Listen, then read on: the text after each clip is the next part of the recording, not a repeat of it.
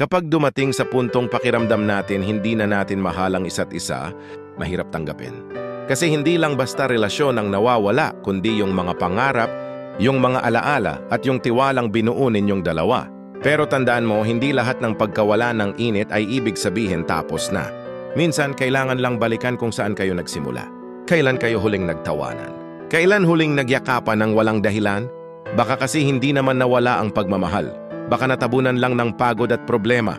Kung talagang wala na, kung parehong puso ninyo'y hindi na kumakapit, mas mabuti ang maging tapat at magpaalam ng may respeto kaysa ipilit ang relasyon na puno ng sakit.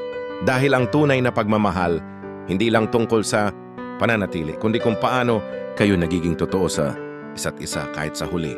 Kailangan ng maghiwalay. Ang importante, matutong mahalin ang sarili at bitawan ang sakit. Dahil minsan, ang pinakamalaking anyo ng pagmamahal ay ang palayain ang isa't isa.